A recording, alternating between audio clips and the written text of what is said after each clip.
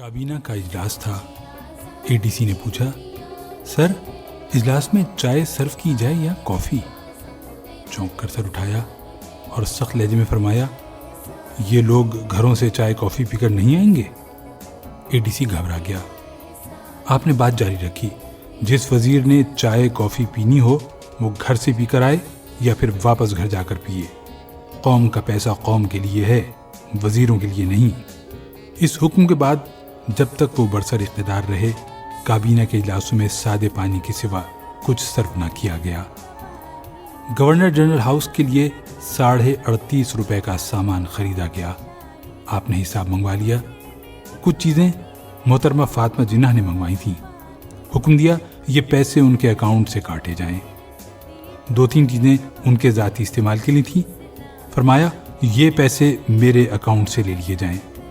باقی چیزیں governor general house کے لیے تھیں۔ فرمایا ٹھیک ہے، یہ رقم سرکاری خزانے سے ادا کر دی جائے، لیکن آئندہ احتیاط کی جائے۔ برطانوی بادشاہ کا بھائی ڈیوک آف گلوسٹر پاکستان کے دورے پر آ رہا تھا۔ برطانوی سفیر نے درخواست کی، آپ اسے ایئرپورٹ پر خوش آمدید کہہ دیں۔ ہنس کر کہا، میں تیار ہوں، لیکن جب میرا بھائی لندن جائے گا تو پھر برٹش کنگ کو بھی اس کے استقبال کے لیے ایئرپورٹ آنا پڑے گا۔ ایک روز ADC نے ایک وزٹنگ کارڈ سامنے رکھا۔ آپ نے کارڈ پھاڑ کر پھینک دیا اور فرمایا، اسے کہو آئندہ مجھے شکل نہ دکھائے۔ یہ شخص آپ کا بھائی تھا اور اس کا قصور صرف اتنا تھا کہ اس نے اپنے کارڈ پر نام کے نیچے brother of Quaid Azam Muhammad Ali Jinnah governor general Pakistan لکھوا دیا تھا۔ زیارت میں سردی پڑ رہی تھی۔ کرنل الہی بخش نے نئے موزے پیش کر دیے۔ دیکھے تو بہت پسند فرمائے۔ ریٹ پوچھا، بتایا 2 روپے۔ گھبرا کر بولے، کرنل یہ تو بہت مہنگے ہیں۔ عرض کیا، سر یہ آپ کے اکاؤنٹ سے خریدے گئے ہیں۔ فرمایا میرا اکاؤنٹ بھی تو قوم کی امانت ہے، ایک غریب ملک کے سربراہ کو اتنا عیاش نہیں ہونا چاہیے۔ موزے لپیٹے اور کرنل الہی بخش کو واپس کرنے کا حکم دے دیا۔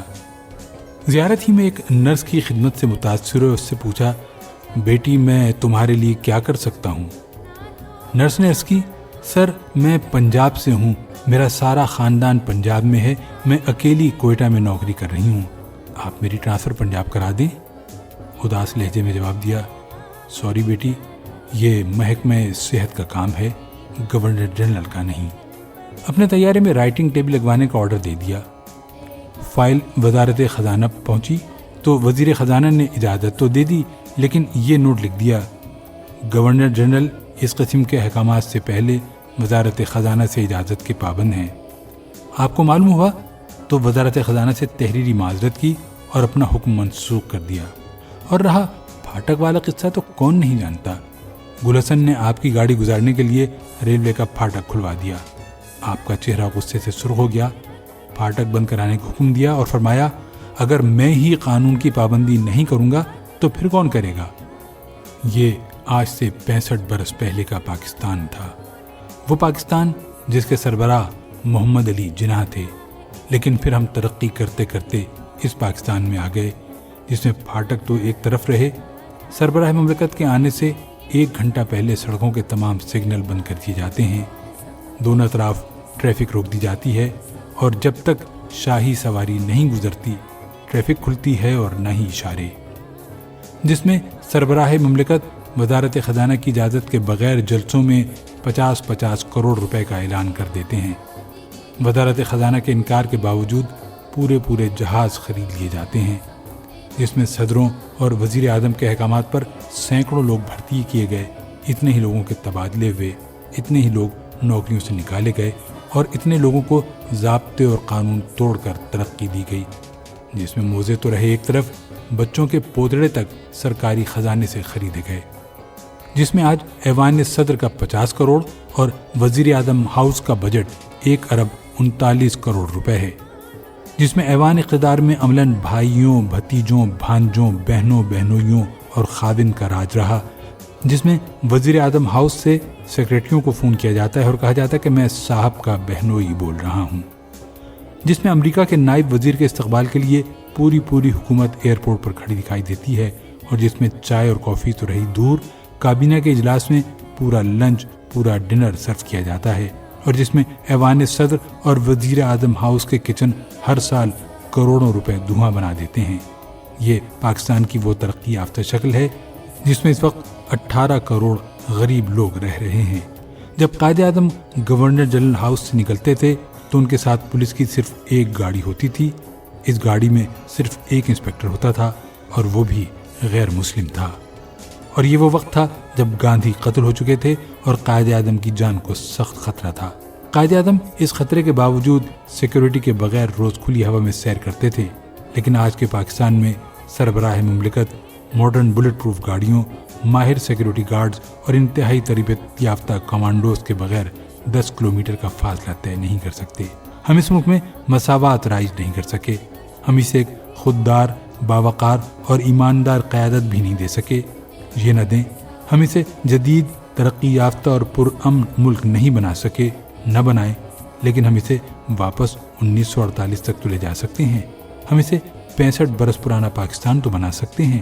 کوئی ہے جو ہم سے یہ ترقی، یہ خوشحالی اور یہ عروج لے لے اور ہمیں ہمارا پسماندہ، غریب اور غیر ترقی یافتہ پاکستان واپس کر دے، جو ہمیں قائد اعظم کا پاکستان واپس کر دے کہ اس ملک کے 18 کروڑ عوام کو 2012 کے بجائے 1948 کا پاکستان چاہیے۔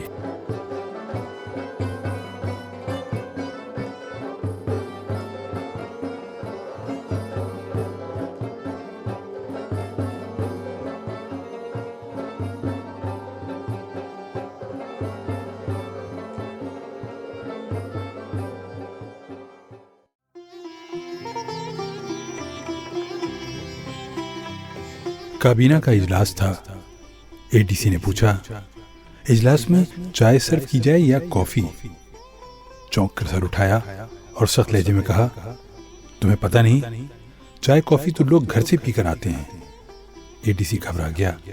آپ نے بات جاری رکھتے ہوئے کہا، تمہیں خبر ہے 6 مہینے کے بعد کابینہ کا اجلاس ہو رہا ہے، میں ان وزیروں کو چائے کافی پر تنخواہ دوں؟ یہ اتنا لمبا چوڑا بجٹ پی ایم ہاؤس کا کس کے لیے ہے؟ انہی وزیروں مشیروں کے لیے ہی تو ہے۔ لنچ اور ڈنر دونوں کا انتظام رکھنا، کم سے کم 45 ڈشز ہونا چاہیے، اتنے ہی وزیر و مشیر ہیں نا؟ سر 43۔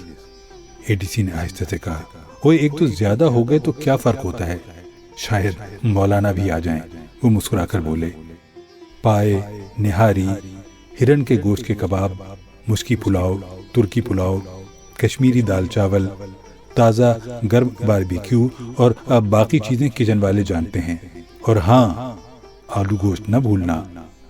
اس حکم کے بعد سے کابینہ کے ہر اجلاس کا اختتام پرتکلف ظہرانے یا عشائیے پر ہونے لگا۔ داماد کے گھر کو کیمپ آفس قرار دیا، اس کی آرائش پر 1 ارب 38 کروڑ روپے خرچ ہوئے۔ آپ نے حساب منگوا لیا۔ کچھ چیزیں جو صاحبزادی نے اپنی آرائش کے لیے منگوائی تھیں اس حساب میں شامل نہیں تھیں۔ حکم دیا یہ بل بھی اس میں شامل کیا جائے۔ وہ ساری چیزیں جو ولایت میں قیام کے دوران میں خریدی تھیں، فرمایا یہ بھی اسی حساب میں لکھی جائیں۔ باقی کچھ چیزیں کیمپ آفس کے لیے مقامی طور پر خریدی گئی تھیں۔ کہنے لگے، ٹھیک ہے، اس کی ادائیگی سرکاری خزانے سے کر دی جائے، مگر آئندہ خیال رکھا جائے اور صرف باہر کی چیزیں خریدی جائیں۔ ایک عرب ریاست کا کوئی دوسرے درجے کا شیخ تلور کے شکار کے لیے آ رہا تھا۔ وہاں کے سفیر نے سرکاری پروٹوکول کی درخواست کی۔ ہنس کر کہا، کیوں نہیں، اب بس جب میرے شہزادے اور شہزادی ان کے ملک جائیں تو انہیں بھی ہمیشہ سرکاری پروٹوکول دیا کریں۔ ڈیل پکی ہو گئی۔ ایک دن اے ڈی سی نے ایک کارڈ سامنے رکھا۔ آپ نے کارڈ پھاڑ کر پھینک دیا اور فرمایا، اس سے کہو آئندہ ان تکلفات میں نہ پڑے، یہ دروازے اس کے لیے ہمیشہ کھلے ہیں۔ یہ شخص آپ کے خاص باورچی کا بھائی تھا اور اس کے کارڈ پر لکھا تھا، brother of cook of prime minister. Murree میں اچانک سردی شدید ہو گئی۔ کیمپ ہاؤس کے منتظم نے مقامی اسٹور سے کمبل منگوا لیے، دیکھے تو بہت پسند فرمائے، پوچھا کہاں کے ہیں؟ منتظم نے بتایا ہرنائی وولن مل کے۔